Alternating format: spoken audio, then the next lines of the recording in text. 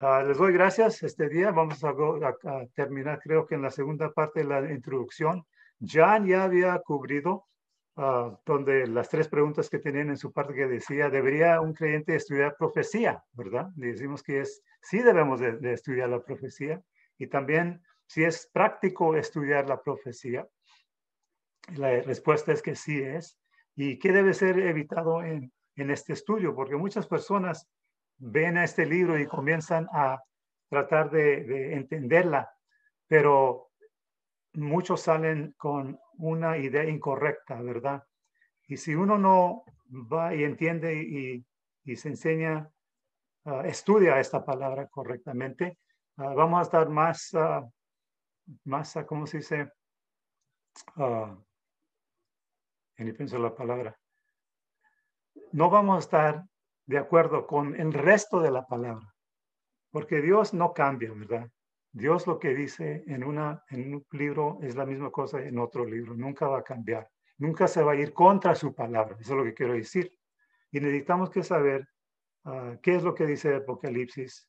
Estaba hablando con una persona esta semana que dijo que era puro símbolo, ¿verdad? Pero la realidad es que no es puro símbolo, es una realidad que lo que va a pasar y es específicamente para nosotros, no es para el incrédulo. Este libro es para el creyente, ¿verdad? Es para el creyente. Ahora, deja atraer. ¿Dónde estás? La enseñanza. Ok, ahí la ven, Jan, en el bosquejo.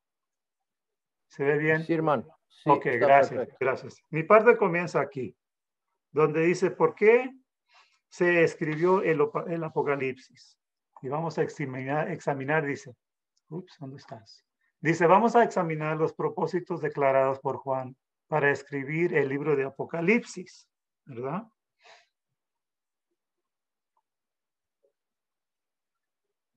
Y dice en el Apocalipsis 1:19, déjale leerlo aquí rápido.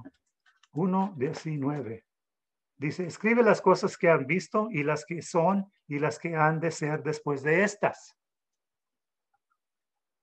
Cuando estamos hablando del que ha visto, ¿verdad? Estamos hablando de la aparición de Cristo, lo que vio la primera vez cuando se apareció a Juan en esa isla y quería que vea a su Salvador. Cuando dice que las cosas que son, estamos hablando de los mensajes a la iglesia que vamos a ver, vamos a estudiar, que les mandó Jesucristo por Juan a las iglesias. Y cuando donde dice han de ser, estamos hablando de los eventos futuros. ¿De qué es lo que va a pasar en el futuro? ¿Qué va a pasar con los creyentes? ¿Qué va a pasar con los incrédulos? ¿Qué es lo que va a pasar cuando vamos a estar ahí con Jesucristo, verdad? ¿Qué es lo que va a pasar después del milenio? ¿Qué va a pasar durante el milenio? Cosas así que vamos a entender después de que comenzamos este estudio. En Apocalipsis 1:11. 1:11 dice que decía, yo soy el alfa y el omega, el primero y el último. Escribe en un libro lo que ves y envíalo a las 7 iglesias que están en Asia, a Éfeso, Esmira, Pérgamo, Tiatira, Sardis, Filadelfia y a Laodicea. Dice, observamos que Juan no tuvo opción real en el asunto para escribir el Apocalipsis, ya que recibió la orden de hacerlo por el Señor Jesucristo. El Señor Jesús lo comisionó no para que lo escribiese a las iglesias de Asia Menor. Y eso lo vemos en Apocalipsis 2, ¿verdad? En 2:1 y 3:1. Y ahí lo que le está diciendo a Juan es que le escriba estos a las iglesias. Quiero que apuntar decir algo importante aquí. Hay personas que dicen que Juan no escribió este libro, ¿verdad? Y muchas personas salen con esta idea de que porque está escrita diferente. Pero uno tiene que ver la realidad de que en el caso de cuando escribió Juan y primer y segundo y tercer Juan, ¿verdad? Juan tenía el tiempo donde el Espíritu lo estaba usando para escribir una carta y todos cuando uno ves que uno escribe de una cierta manera, ¿verdad? Pablo lo dice la misma cosa. Y aquí Juan, cuando miras los otros libros, él escribe de una cierta manera, pero aquí es algo diferente. Aquí lo vemos donde viene Dios en la isla de Patmos y le dice, y se le aparece, ¿verdad? Y es total diferente de como lo vio antes. Y le dice que lo que ve tienes que escribir. Entienda y póngase usted en la posición de Juan, donde está viendo estas cosas maravillosas, donde está viendo este futuro y está nomás escribiendo. Y no va a ser la misma cosa, donde tiene el tiempo él de pensar de lo que va a decir, ¿verdad? De cómo lo va a hacer. Él está escribiendo como un amanuensis, ¿verdad? De lo que está viendo y poniéndolo allí también.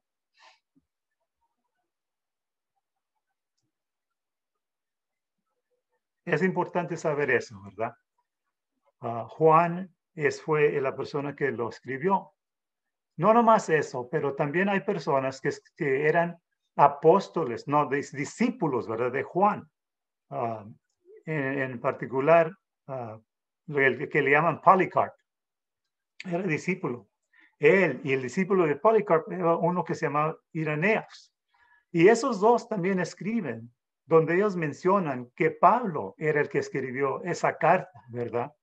En ese tiempo. Ellos se conocieron y están diciendo algo que es verdad.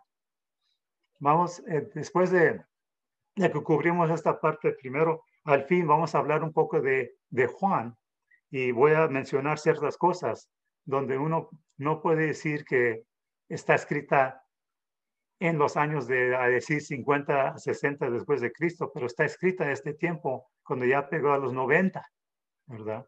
Era Juan el que lo escribió. Apocalipsis, el capítulo 2 y 3, dice,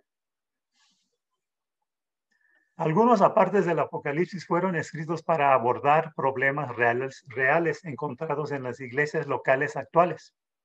Y estas iglesias locales, entre 13, 30 y 60 años de edad, en el momento de la escritura de Juan, habían formado algunos malos hábitos que necesitaban corregirse.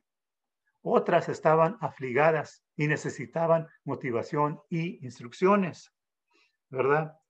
Vemos que al principio, ¿verdad? No había Biblia, ¿verdad? Habían cartas que estaban viendo de aquí para allá que estaban enviadas, ¿verdad? Pero no había Biblia. Y ves donde Dios con su gracia viene a hablar con estas iglesias para motivarlos, para enseñarlos, pero también para decirles qué es lo que estaban haciendo mal. Un Dios que tenemos no nos deja solos, ¿verdad? Y hoy podemos ver donde no está mandando mensajes, ¿verdad? O visiones, pero que ya tenemos su palabra. Imagínate siendo una de las iglesias que le están mandando, especialmente las que le mandó la carta, donde le está diciendo que algo va a pasar, gente va a morir, ¿verdad? Y ellos ven la persecución que está pasando. Y entonces sale esta carta que viene de Patmos, de Juan, y le está diciendo el Salvador, que ellos conocen, que no tengan temor, que no tengan temor. O es la misma cosa, pero esta vez tenemos la Biblia entera para decirnos eso. Pero no sabemos estas cosas, ¿verdad? Si no nos metemos ahí y la leemos y la estudiamos, tomamos el tiempo de ver qué es lo que nos está diciendo Dios, porque la realidad es de que cuando uno se sienta y comienza a leer esa palabra, el Espíritu de Dios que tienes tú va a comenzar a abrirte los ojos de algo que está allí para ti, ¿verdad? Cómo aplicarla, cómo vivir. Nos da esta fuerza, ¿verdad? Que nomás viene de Dios en cómo vivir la vida cristiana.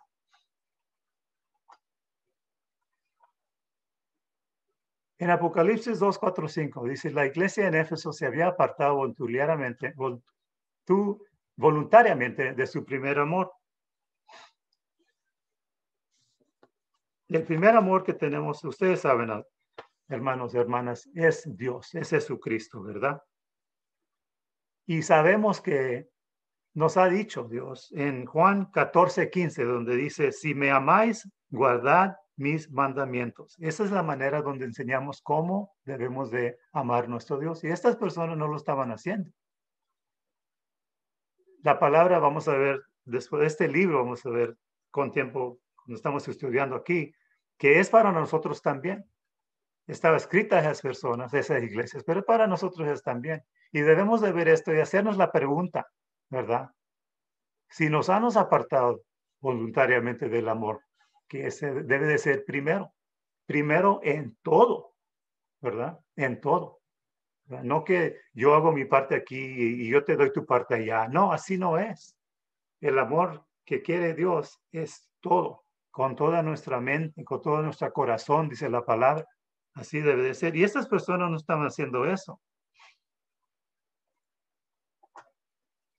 En el 2:10, Apocalipsis, a leerlo. En 2:10 dice, no temas en nada lo que vas a padecer, ¿verdad? He aquí el diablo echará a algunos de vosotros en la cárcel para que seáis probados y tendráis tribulación por 10 días. Sé fiel hasta la muerte y yo te daré la corona de vida. Mencioné temprano donde imagínate tú eres la persona donde que te va a caer esta cosa donde te está diciendo que alguien va a morir, va a estar perseguido, pero te está diciendo Dios, no tengas temor, ¿verdad? Y para nuestras vidas, uno puede ver donde ya esta palabra nos enseña, en cualquier cosa que viene, no importa qué es lo que sea, ¿verdad? Yo sé que somos humanos y vamos a responder en una manera donde vamos a tener temor, pero el segundo que eso pase, uno debe de parar, regresar a esa palabra y decir, ¿qué es lo que me enseña Dios? ¿Qué es lo que me ha dicho? ¿Verdad? Me ha dado todo lo que es posible para vivir mi vida. Estoy estudiando, ¿cómo se dice? Aprendiendo de una manera diferente, aprendiendo los versículos de la palabra de memoria. Y una de las cosas que aprendí es de cuando me estoy aprendiendo un versículo de memoria, tengo que ver el versículo y también el contexto donde está. Y estaba notando en 2 Pedro, capítulo 1, los versículos 5 a 7. Eso es lo que estoy enseñándome, pero los versículos 1 a 4 dicen algo muy importante, ¿verdad? Deja ir ahí rápido. Segundo Pedro, capítulo 1. Ahí está. Donde dice, como todas las cosas que pertenecen en la vida y a la piedad nos han sido dadas por su divino poder, mediante el conocimiento de aquel que nos llamó por su gloria y excelencia. Como todas las cosas que pertenecían a la vida y a la piedad nos han sido dadas. No hay ninguna cosa que no nos ha dado Dios que es necesario para vivir esta vida de nosotros, ¿verdad? Y la palabra de Dios es una cosa muy maravillosa, llena de la sabiduría y el conocimiento que necesitamos para vivir con tiempos también como estas personas donde sufrieron ellos.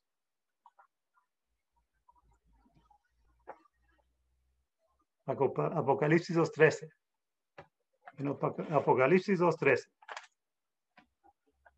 dice, yo conozco tus obras y dónde moras, donde está el trono de Satanás, pero retienes mi nombre y no has negado mi fe, ni aún en los días en que Antipas, mi testigo fue fiel, fue muerto entre vosotros, donde mora Satanás. Dice, la iglesia en Pérgamo estaba localizada cerca de un centro de actividad satánica y necesitaba ser advertida de los peligros, ¿verdad? Esta gente no negaron a Cristo. Hay personas que dicen, ¿por qué no viene Dios y compone todos estos problemas que tenemos, ¿verdad? ¿Por qué no viene y nomás saca la maldad? ¿Por qué la gente se muere? ¿Por qué los niños se mueren? ¿Por qué estamos enfermos? Todas estas cosas, ¿verdad? Pero Dios nunca nos dice en la palabra de Dios que nos va a dejar entrar o seguir en nuestra vida sin estos tipos de problemas. Todo lo que tenemos que hacer es ver la palabra de Dios y mirar dónde muchas personas en la palabra pasaron por todos tipos de problemas, pero estaban perseguidos, murieron en una manera muy, muy fea. Vemos a los apóstoles, vemos a Cristo, el ejemplo más grandísimo de todos, donde Él también sufrió, ¿verdad? No podemos decir que no va a pasar, pero lo que sí podemos decir es esto, que en todas esas situaciones Dios está con nosotros y lo hace posible para correr entre esta situación y salir en el otro lado vencedores por lo que Él va a hacer en nuestras vidas. Yo te puedo decir que cuando pienso en las cosas me pega un poco de temor, ¿verdad? Aquí en los Estados Unidos ya está cambiando la cosa, cuando más antes uno no iba a estar perseguido por su fe, hoy está pasando. El otro día pasó aquí en el pueblito donde yo vivo, estaban unos pastores allí orando, ¿verdad? En la ciudad. Se juntaron ahí en una plaza y salieron estas personas de donde sea con cuchillos y comenzaron a pelearse. Eso nunca hubiera sido visto antes, pero ahora sí, ¿verdad? Pero lo que yo sé es esto, que Dios es nuestro vencedor.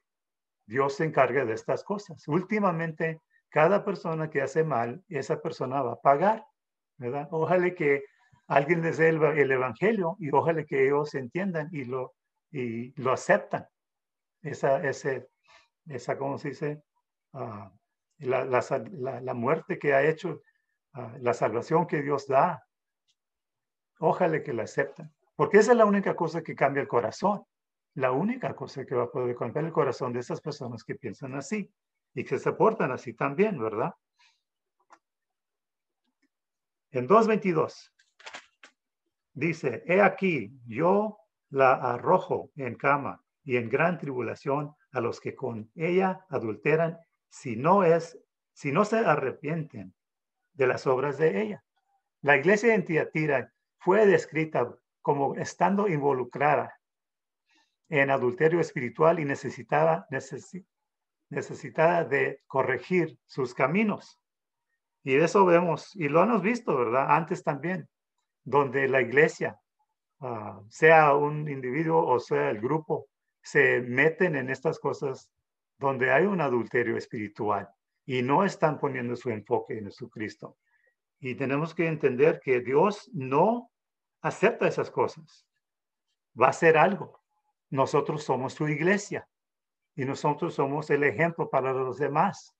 Y no se va a estar ahí parando en el lado diciendo, pues nada, me voy a esperar, no le voy a hacer nada, déjalos en paz. No, somos su iglesia. En Apocalipsis 3:10 dice, por cuanto has guardado la palabra de mi paciencia, yo también te guardaré de la hora de la prueba que ha de venir sobre el mundo entero para probar a los que moran sobre la tierra. Pero deja leer también el 9, dice ahí, he aquí yo entrego de la sinagoga de Satanás a los que se dicen ser judíos y no lo son, sino que mienten. He aquí yo haré que se vengan y se postren a tus pies y reconozcan que yo te ha amado. Dice, la iglesia en Filadelfia tenía personas vinculadas a ella que afirmaban ser judías cuando en realidad no eran.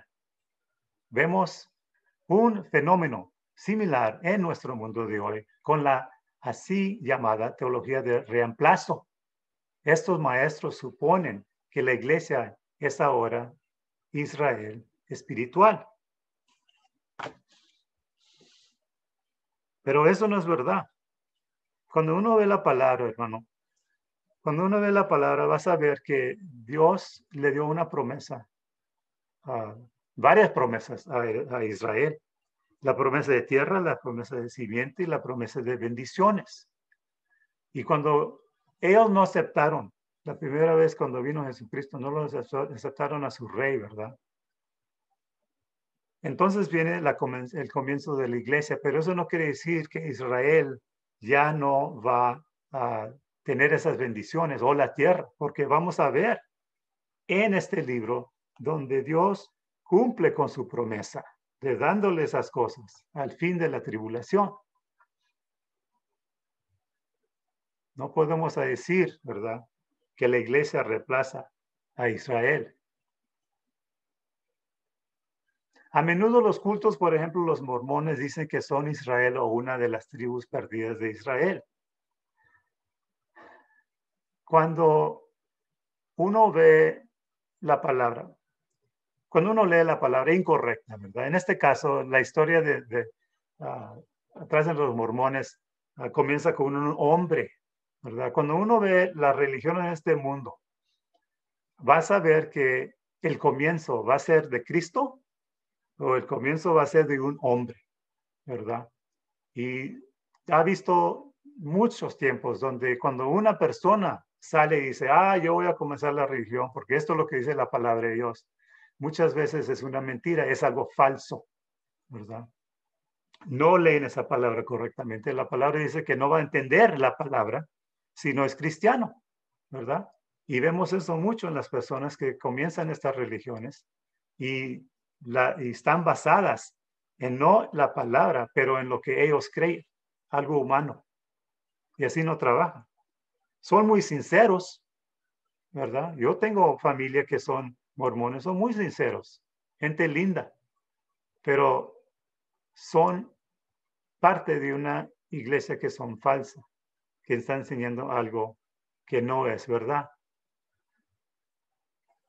En Apocalipsis 13:17 dice, pero por cuanto eres tibio y no frío ni caliente, te vomitaré de mi boca.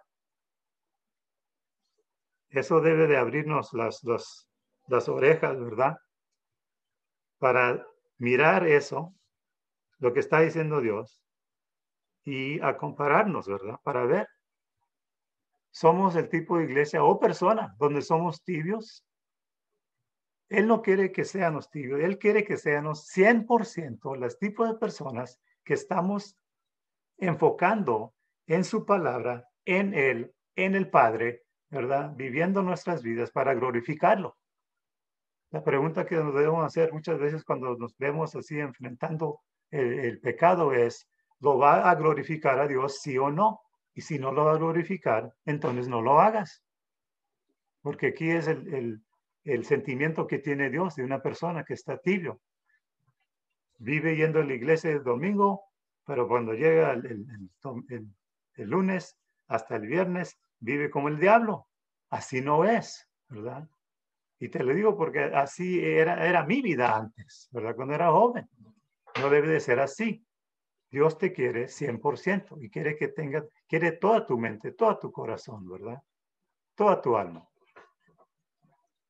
Dice aquí, he aquí algunas razones más claras para la escritura de Apocalipsis que no están dichas expresamente en el libro, pero que no obstante son discernibles.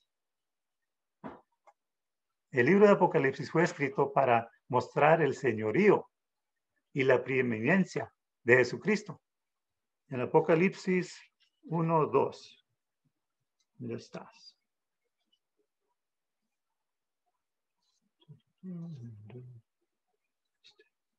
Dice, la revelación de Jesucristo. Ahí te dice, ¿de quién vamos a estar hablando, verdad? Que Dios le dio para manifestar a su siervo de las cosas que deben suceder presto, y la declaró enviándola por su ángel a Juan, su siervo. Esto, lo que estamos viendo aquí es el propósito, ¿verdad? Es el propósito de revelar a Cristo y la fase final donde su plan de redención va a estar cumplida, ¿verdad? Del libro de esta palabra de Dios, de Génesis, toda esta Apocalipsis, habla de una persona. El enfoque es de una persona, ¿verdad? Es Jesucristo. Él es el Dios que se dio para nosotros, para que nosotros vivamos. Si aceptamos su obra, lo que hizo en la palabra. Y es muy fácil, ¿verdad? De vivir cada día levantando en la mañana, uno se baña, vas a comer, vas a hacer lo que sea las cosas, pero ¿qué pensamos de nuestro Salvador? ¿Lo pensamos de Él o no? Eso es lo que yo trato de hacer. y lo hago nomás porque lo veo, lo leo, ¿verdad? Y quiero mucho, mucho que nosotros veamos qué tan importante es este Salvador de nosotros. En cualquier día que uno pasa, hay cosas en el mundo que se nos enfrentan a nosotros, donde vamos a responder. Y vamos a la pregunta que tengo es, ¿cómo vamos a responder, verdad? ¿Vamos a responder haciendo un pecado o vamos a responder como Dios quiere que respondamos a esas cosas? Porque nosotros somos, ¿qué dice la palabra? La sal y la luz aquí en el mundo, ¿verdad? ¿Qué es lo que van a hacer ver otras personas? En lo que sale de la boca, dice la palabra, es lo que está en el corazón. ¿Qué es lo que está saliendo? ¿Cómo nos ven las personas cuando uno nos ve a nosotros? Van a querer, cuando tengan problemas, ir a nosotros y decir, ¿sabes qué? Tú sabes algo que yo no sé. Enséñame, porque tú has pasado por la misma cosa, pero no caíste. Tú saliste vencedor. ¿Por qué? Y ahí se abre la puerta, ¿verdad? Porque ven cómo vivimos.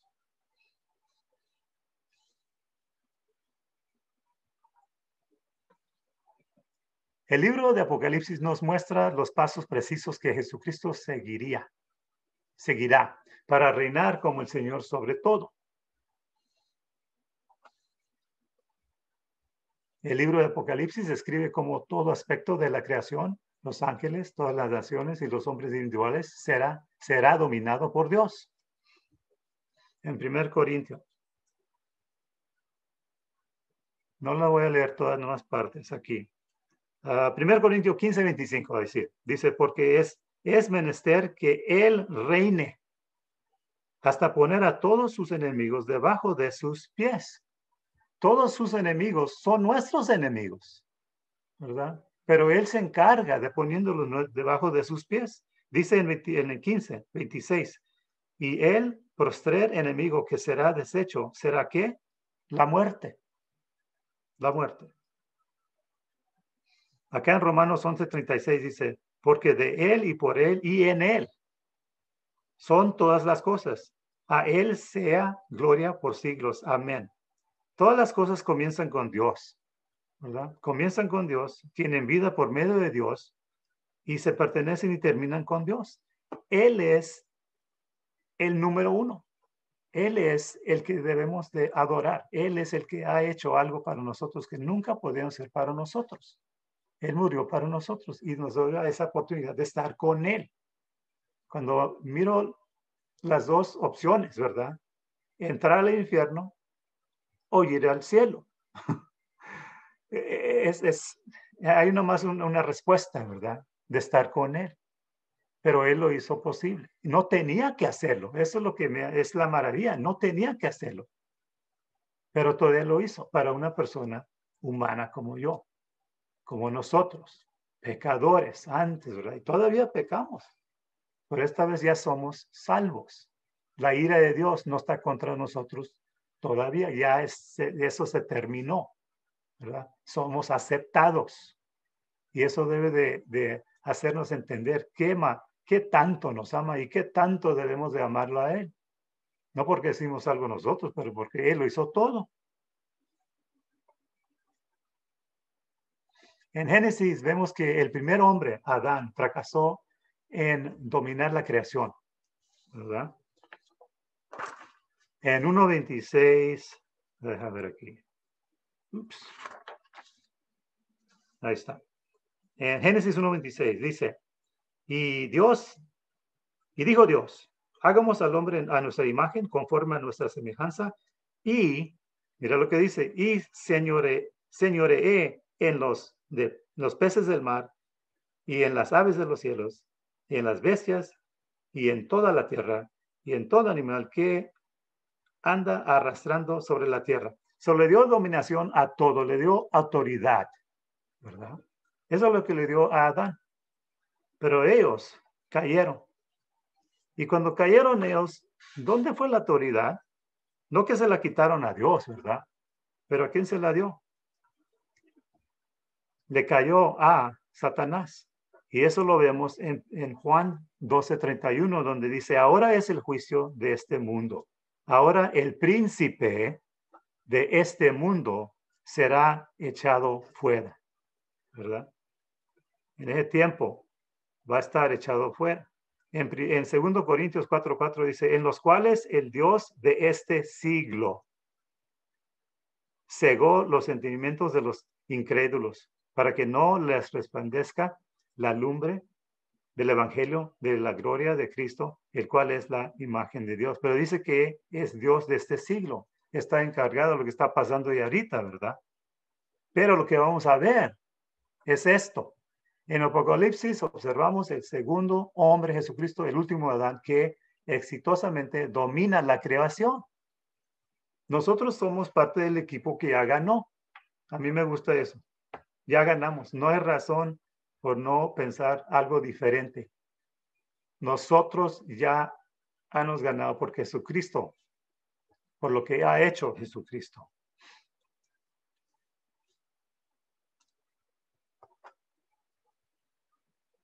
El tema que prevalece en todo el libro es el dominio final de Jesucristo como el Señor en todo. El capítulo 1 muestra a Jesucristo como nuestro glorioso Señor exaltado. Cuando le enseña, ¿verdad? ¿Cómo se ve? Entonces se lo enseña a Juan y él lo describe como lo ve. En los capítulos 2 a 3, muestran a Jesucristo como el Señor soberano sobre su iglesia en el tiempo presente.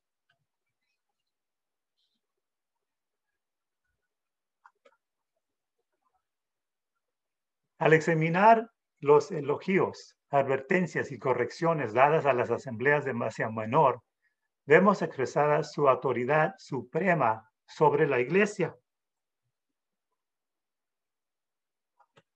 Él no la dejó sola. Quiero que vean eso. Él no dejó la iglesia sola. Él todavía estaba con ellos en ese tiempo, como está con nosotros hoy. Les enseñó más en el convencimiento cuando estaba con ellos, enseñándoles qué es lo que estaba pasando, enseñándoles que él sabía lo que estaba pasando también. Y eso es lo que pasó hoy también.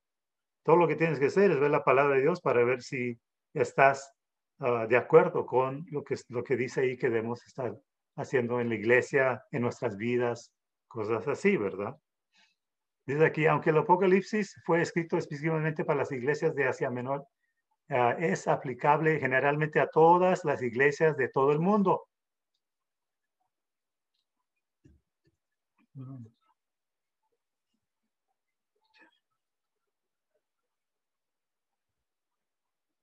Apocalipsis 1, 2, 4 y 11.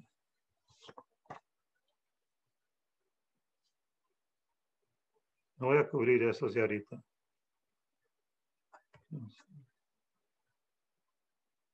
No, deja leerlas. Ok, aquí está. Él es, ¿verdad? Él es el que está encargado de las iglesias. Dice aquí, el cual ha dado testimonio de la palabra de Dios, ¿verdad? Y del testimonio de Jesucristo. Esta misma Biblia, hermanos, es la misma, esta carta está escrita de la misma persona en el Espíritu, ¿verdad? Que escribió el resto de la Biblia. Uno no puede decir que esto no es para nomás esas personas que les mandó esta carta a las 7 iglesias de Asia Menor. Es para nosotros también. Toda la palabra es para nosotros, especialmente cuando dice que cualquier persona que la lee va a ser bendecida. No dice que nomás esas personas que se las mandó van a ser bendecidas, pero también el resto de nosotros.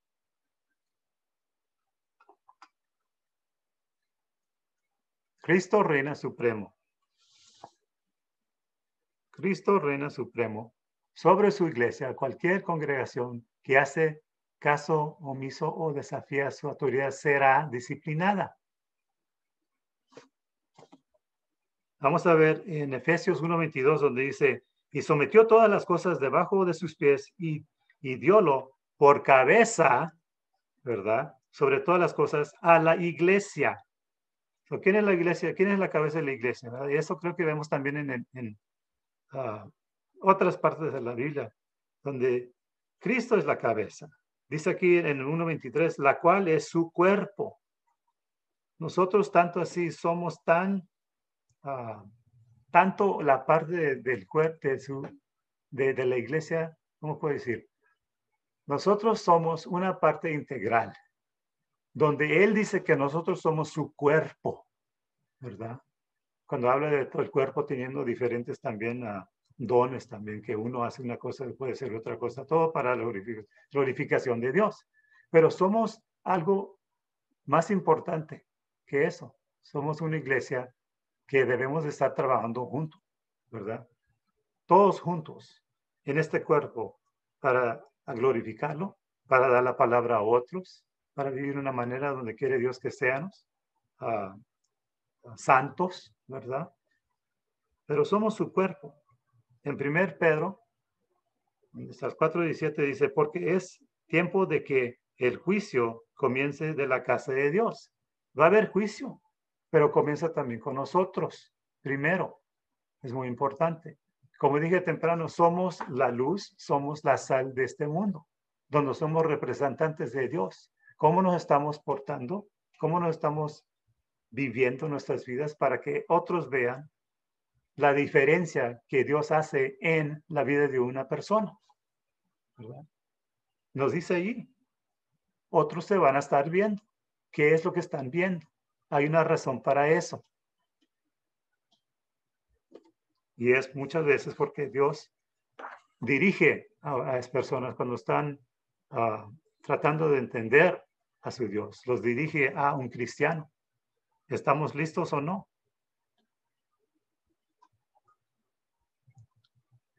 Muchas congregaciones hoy en día son desafiantes a la autoridad de Cristo y están administrando su iglesia como si se tratara de una empresa secular.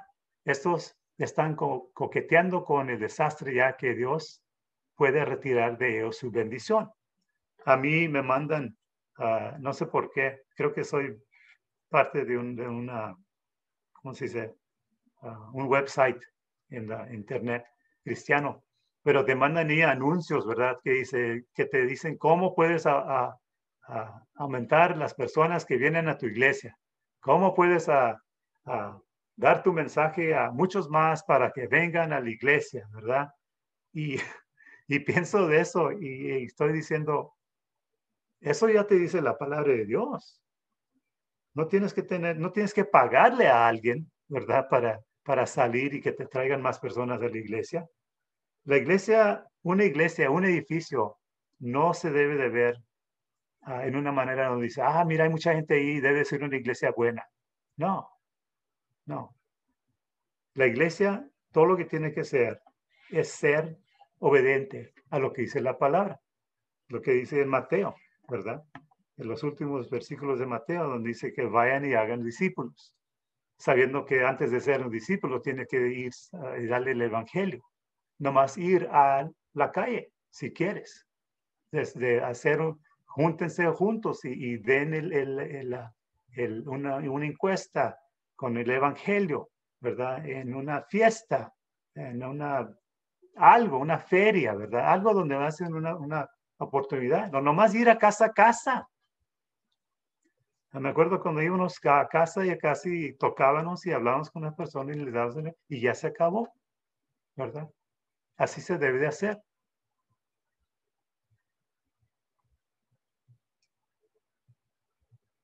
Los capítulos 4 a 18 muestran a Jesucristo dominando como el Señor sobre toda la tierra por medio de los juicios futuros.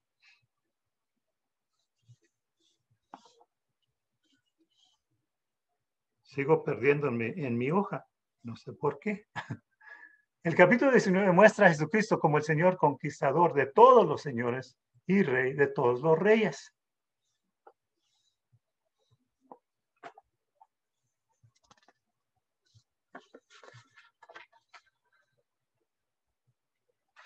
El capítulo 20 muestra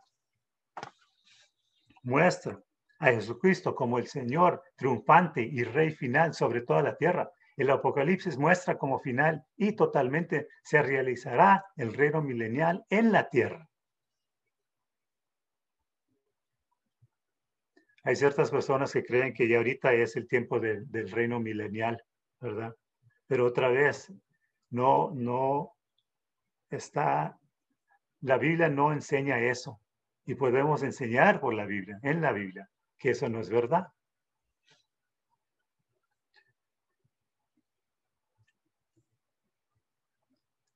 Quiero enseñarte algo aquí.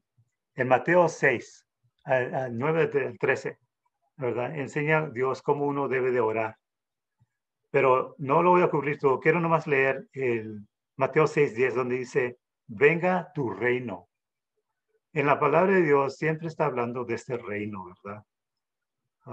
Un reino teocrático, donde Dios va a estar, va a ser el rey, donde Dios va a venir y sentarse en la silla de David. En Hechos 1:6-7 dice, entonces, los que se habían juntado le preguntaron, diciendo, Señor, ¿restituirás el reino a Israel en este tiempo? ¿Y qué le respondió? Y les dijo, no toca a vosotros saber los tiempos o las razones o sazones que el Padre, sazones que el Padre puso en su sola potestad. ¿Sabes que él no les dijo que lo que estaban diciendo era incorrecto? Era correcto. Sí va a venir. Ahí como dice, como va a restituirá el reino a Israel. Y eso es lo que vamos a ver en esta palabra, donde va a restituirá al reino a Israel, ¿verdad? No se ha olvidado de eso. Es una promesa. Se me está yendo el sol afuera. Es una promesa, ¿verdad? Que Dios se lo dio a Abraham, ¿verdad? Hablamos de la promesa de tierra, simiente y bendiciones. Y todavía va a pasar eso en este tiempo. Pero él va a ser el rey que se va a sentar en ese trono en Jerusalén.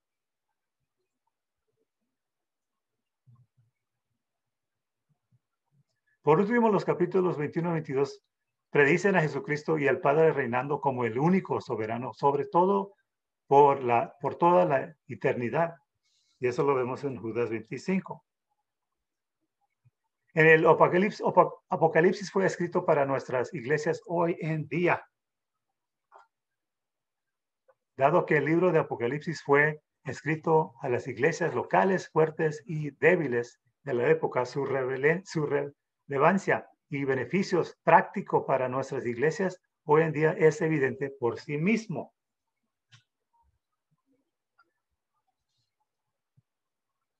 Dado que estas enseñanzas fueron muy importantes para la salud en curso y el éxito de esas iglesias locales, podemos estar seguros de que son igualmente beneficiosas para nuestras iglesias de hoy en día.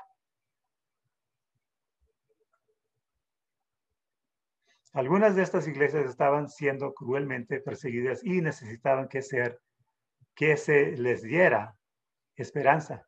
Muchas iglesias hoy en día en todo el mundo también están siendo perseguidas. Apocalipsis 2:13, que es lo que dice ahí. Vimos un ejemplo, creo, donde sí, estábamos hablando de Antipas, ¿verdad? Donde menciona directamente en la carta de Dios, donde menciona Antipas, un testigo fiel que fue muerto. Y eso es lo que pasa, hermanos, en este mundo. Gracias a Dios que muchos partes estos, cuando estamos hablando de sus países, ¿verdad? Muchas veces no está pasando eso, pero sí va a pasar en el futuro. Sí va a pasar con gente. Y ahorita también ha pasado en otros países donde están perseguidos, donde los están matando. Países como India, países como China, ¿verdad? Está pasando. Por su fe, las personas están muriendo. Triste, ¿verdad?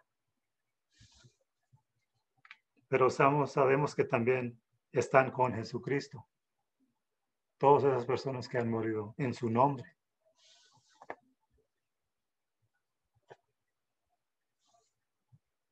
Dice aquí, en Apocalipsis 2 y 3 oímos del Señor Jesús repetidamente decir, el que tiene oído, oiga lo que el Espíritu dice a las iglesias. Nosotros tenemos oídos, así que también deberíamos prestar atención a esos mensajes grabados.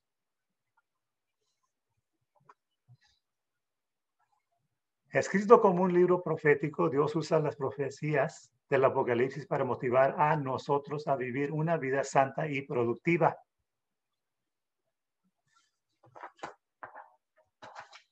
Dice en 1 Juan 2, 3, 2 y 3, dice, muy amados, ahora somos hijos de Dios y aún no se ha manifestado lo que hemos de ser. Pero ¿qué es lo que nos dice Dios? Pero sabemos que cuando Él apareciere, seremos semejantes a Él. ¿Verdad? Nos da una idea, Dios, de cómo nos vamos a ver, porque le veremos como Él es. Dice, y cualquiera que tiene esta esperanza en Él, acuérdense de esto, dice, se purifica como Él también es limpio.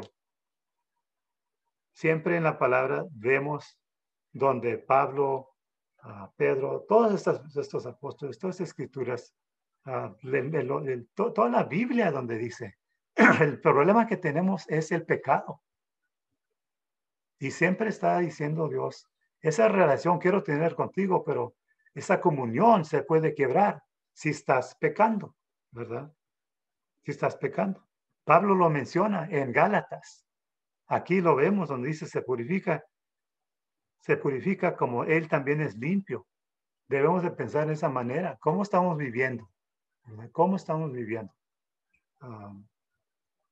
Creo que mencioné una vez, tengo algo escrito en mi Biblia donde dice, el cristiano es el cristiano, el cristiano el cristiano es el cristiano que es detrás de las puertas de la casa, ¿verdad? Porque cuando estás solo, puedes hacer lo que quieras y nadie te va a ver, pero eso no es verdad. ¿Quién se está viendo? ¿Verdad? Dios. No podemos decir que porque no nos está viendo el mundo, que estamos bien. ¿Qué es lo que estamos? ¿Cómo estamos viviendo nuestras vidas? Deben de ser vidas que son santas. Como dice Dios, sean santos como yo soy santo. ¿Y cómo lo hacemos? Pues poniendo nuestra fe en el Espíritu de que Él nos ayude en no viviendo esa vida. Ya somos muertos al pecado, ¿verdad?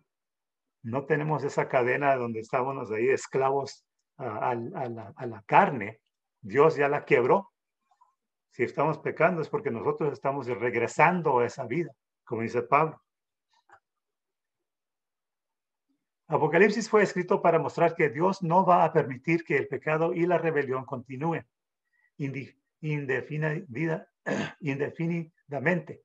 Este demuestra convincentemente que la condena final de Dios para los pecadores es totalmente justa. Totalmente justa.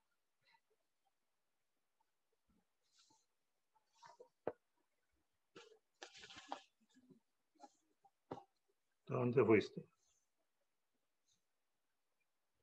Ok. Vamos a ver unas imágenes aquí. El bocejo del libro de Apocalipsis.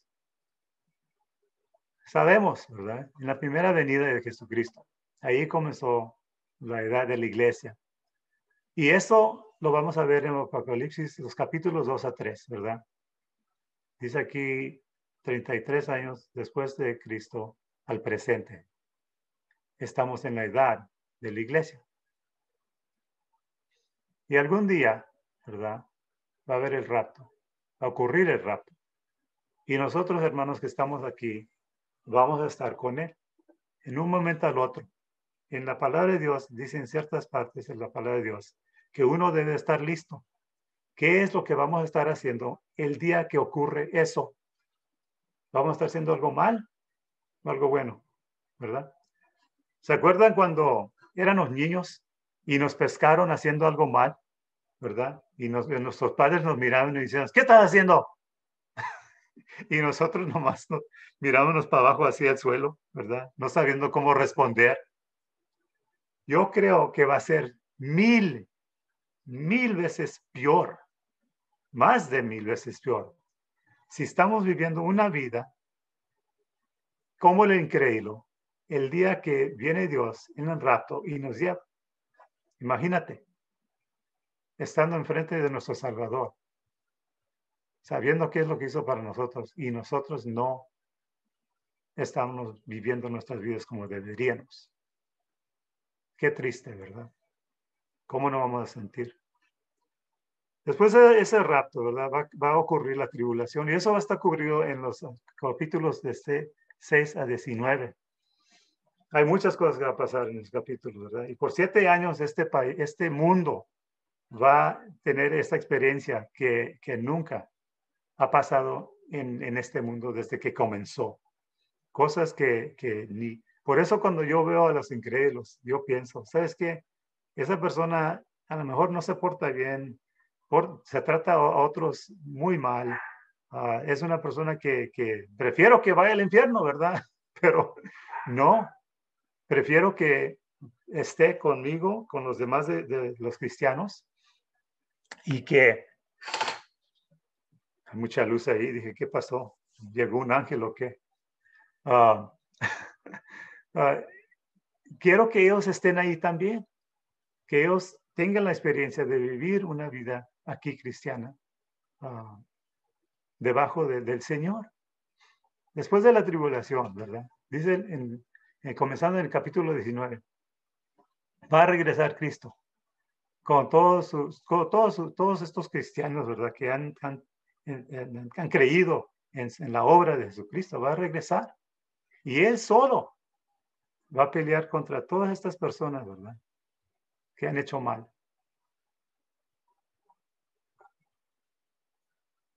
En el tiempo va a poner y va a sacar a Satanás y lo va a poner donde debe estar, en el infierno. Y ahí comienza.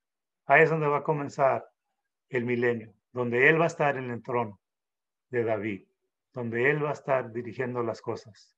Dice la palabra que nosotros vamos a gobernar con Él. No sé yo cómo lo va a hacer, pero va a usar a sus seguidores, ¿verdad? Para hacer esto. Después de eso, después del milenio, dice la palabra, comenzando en capítulo 20, 11 a 14, que va a haber un juicio. Y en ese juicio va a mandar a los no creyentes al lago, ¿verdad? De fuego. Entonces habla de la eternidad. Los capítulos 21 y 22 de la Nueva Jerusalén. Algo que va a ser, ni lo puedo entender para decirte la verdad, no te voy a mentir. Va a ser algo perfecto. Y yo sé, la única cosa que pienso yo sé que porque Dios es Dios y Dios siempre quiere lo bueno para nosotros, va a ser algo tan grande, tan maravilloso, totalmente diferente de lo que tenemos nosotros de experiencia, ¿verdad? Que va a ser bueno para nosotros. Y todo porque su Hijo, por su gracia, nos salvó. Hizo algo muy importante. Aquí vamos a hablar de Juan el autor un poquito. Conozcamos al autor, dice. ¿Okay?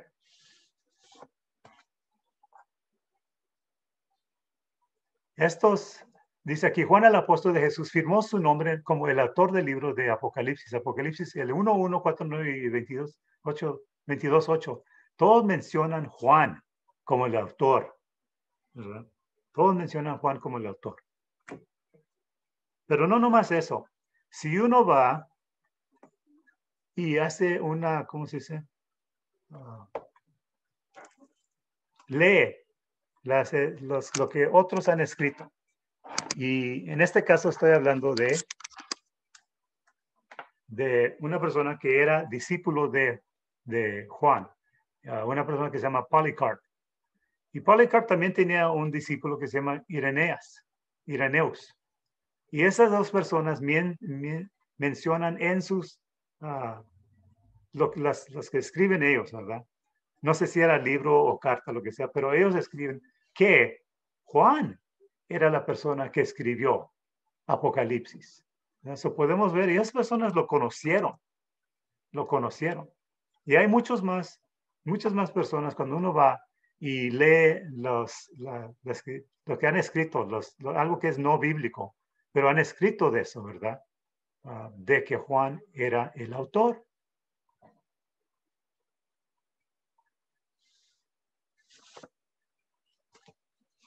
Dice aquí, en su evangelio, Juan se refirió a sí mismo en numerosas ocasiones como el discípulo a quien Cristo amaba.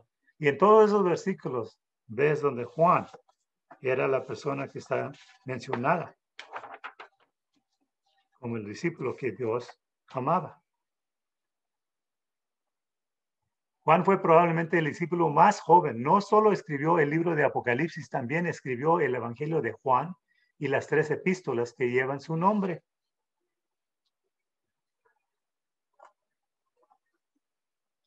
Según la tradición de la iglesia, Juan fue el único discípulo que no fue martirizado por su fe. Aunque no es seguro, la tradición de la iglesia dice que en algún momento de su vida él fue sumergido en aceite hirviendo sin sufrir ningún daño.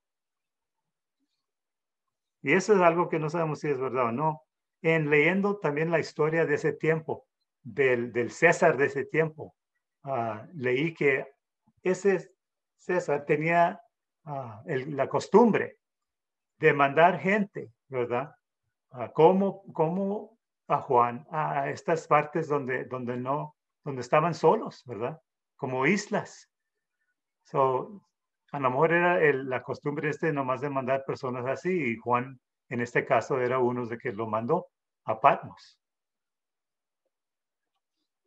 No podemos decir claramente que, por seguro, ¿verdad?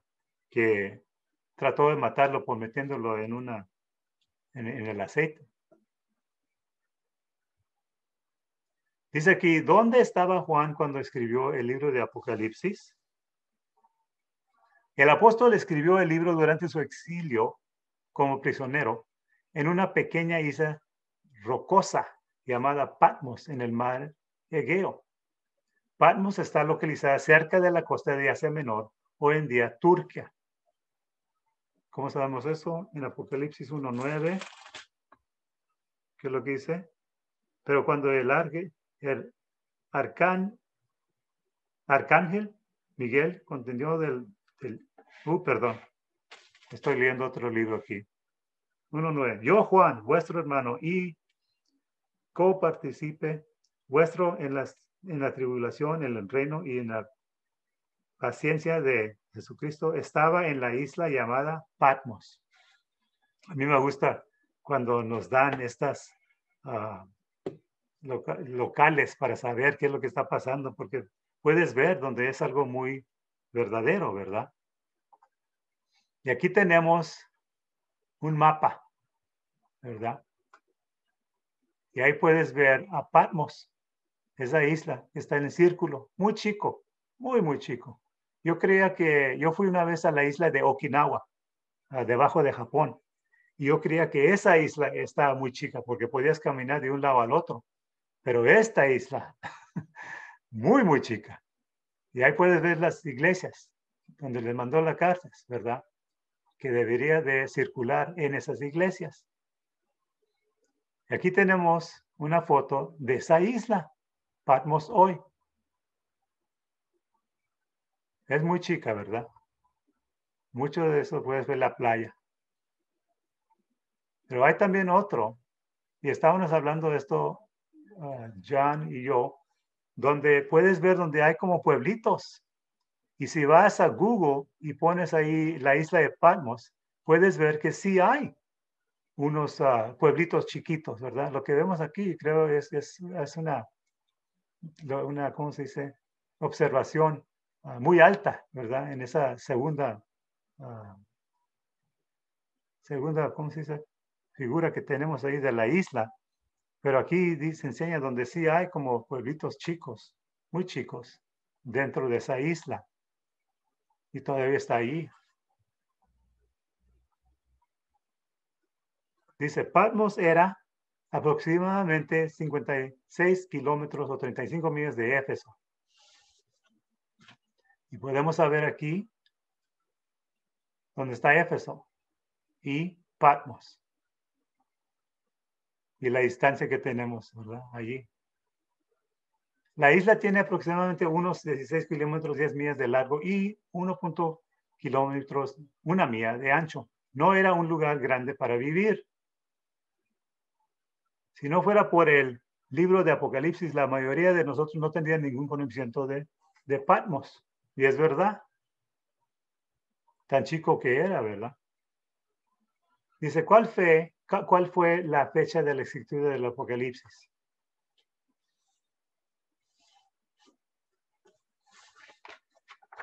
Dice, aunque discutido, muchos eruditos conservadores fechan la escritura del Apocalipsis del 94 al 96.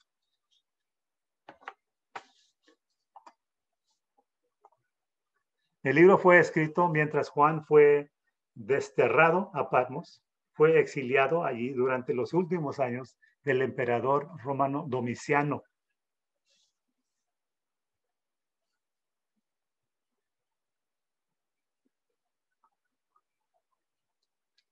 De acuerdo con la historia, Domiciano reinó como César del 81 a 96 años después de Cristo y se relata haber sido un cruel perseguidor de los cristianos.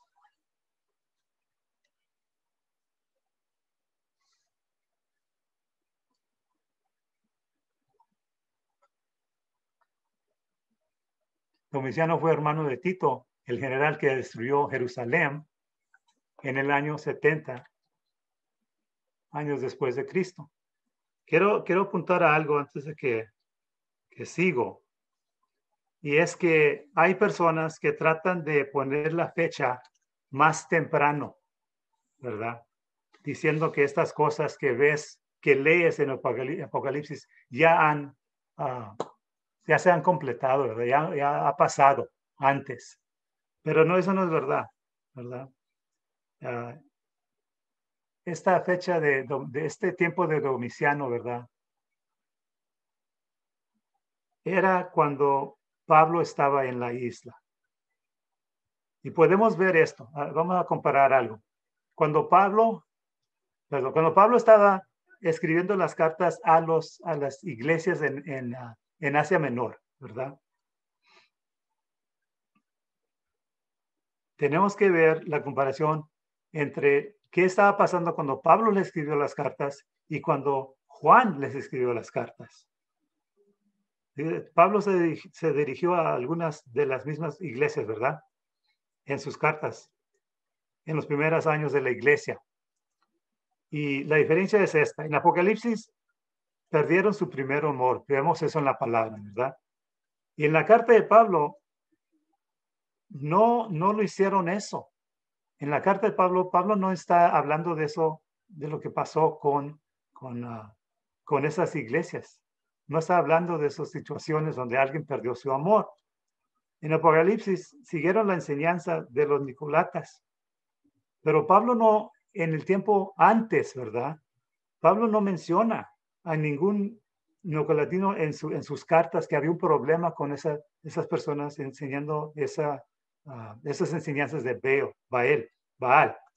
En Apocalipsis, Laodicea es próspera, ¿verdad? En Apocalipsis, porque te está diciendo que es una iglesia que son prosperosos.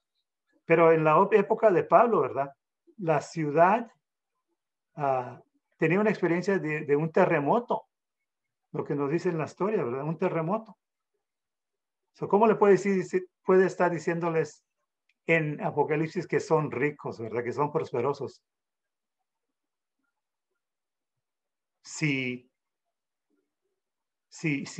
¿Cómo dice? ¿Cómo les puede estar diciendo que son prosperosos? Porque después estamos viendo esta cosa de que cuando pasó durante el tiempo de Pablo, que pasó el terremoto, se iba a tomar tiempo, ¿verdad? 10, 20, 30 años para que regresen a esa posición donde iban a ser prosperosos.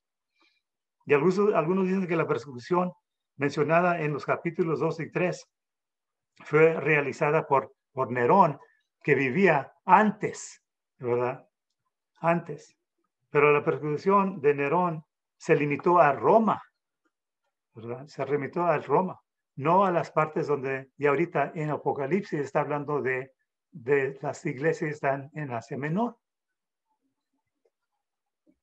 Hay diferencias aquí y muchas más, ¿verdad? Donde enseña que estamos hablando de la época donde estamos hablando de los años de 96 a 97, no temprano. Hay personas en este mundo que quieren enseñar que esta palabra no es verdad y hacen cualquier cosa que pueden para enseñarles a las personas. Y la cosa que es triste es que uno no se mete en la palabra para ver si es verdad. ¿Qué dijo Pablo a los bereanos? Vayan y fíjense en las palabras, ¿verdad? Las escrituras en el tiempo del Antiguo Testamento. Y fíjense si lo que está diciendo es verdad, sí o no. Si debemos hacer la misma cosa nosotros. Si alguien nos va a estar diciendo una cosa, pues vamos a meternos a nosotros para ver si es verdad o no. Aquí vemos durante el tiempo de Hechos, menciona, ¿verdad?, que hay ciertos libros que están escritos.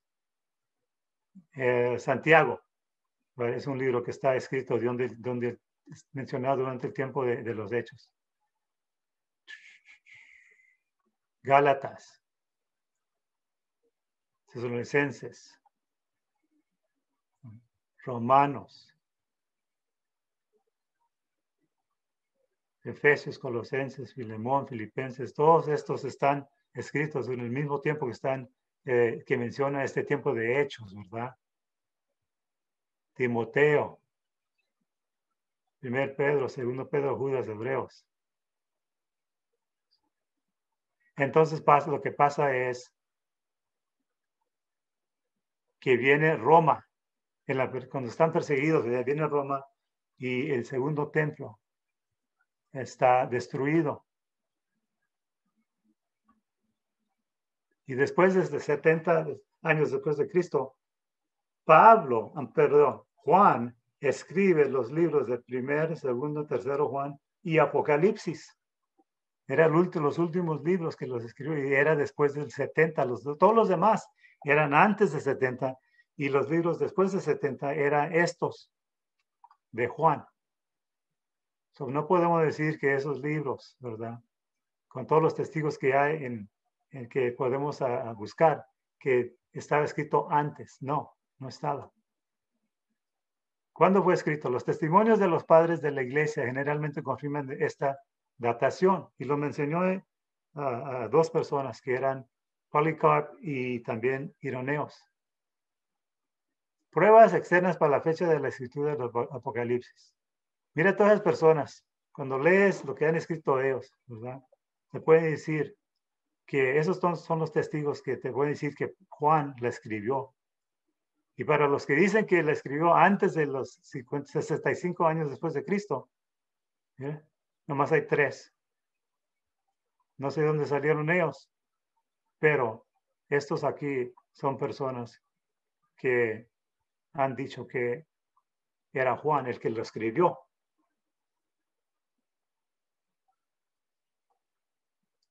Y ahí terminó. Ahí terminó. Ok. El libro. No tengan miedo de estudiar este libro, ¿verdad?, de juntarnos y tratar de entender este libro. Aparte de este estudio, yo estoy también leyendo Daniel, oyendo de lo que pasó, que es lo que está diciendo Daniel de estos tiempos también. Y puedes ver dónde está, sí, concuerdo, está junto con lo que dice la palabra de Dios. Y lo que vamos a ver es una escritura que nos va a enseñar el futuro de nosotros, que nos va a pasar. Está escrito para nosotros, solamente para nosotros, ¿verdad?, los cristianos, para saber cómo este Dios de nosotros es triunfo, es el Dios que, donde, como dice la palabra, todas las cosas van a estar puestas debajo de sus pies. Este es el Dios que es nuestro Salvador. No hay razón de tener temor de ninguna cosa en este mundo, sea ahorita o en el futuro, no importa, porque Dios ya ha ganado. Ustedes, yo, todos los cristianos en todo el mundo, todos los cristianos que ya ahorita están con Jesucristo, son parte del equipo que ha ganado. Y no hay cualquier razón de tener temor a cualquier cosa. Debemos de seguir viviendo nuestras vidas, viviéndolas, esperando lo que va a pasar, lo que vamos a estudiar, y haciéndolo, viviendo vidas santas, viviendo vidas puras, ¿verdad? Porque es posible hacerlo. No lo vamos a hacer todo porque somos humanos, ¿verdad? Vamos a caer aquí y allí, pero para no caer, ¿verdad? Uno debe de vivir su vida caminando en el Espíritu y poniendo su fe 100% en este Cristo que murió por nosotros. No. Ojalá que sigamos aprendiendo más y más. Y sé que este estudio va a ser largo, pero como dice la palabra, vamos a estar bendecidos. Y eso lo tomamos por fe, ¿verdad? No sabemos en qué forma, pero sabemos que Dios es fiel y Él nunca miente, nunca.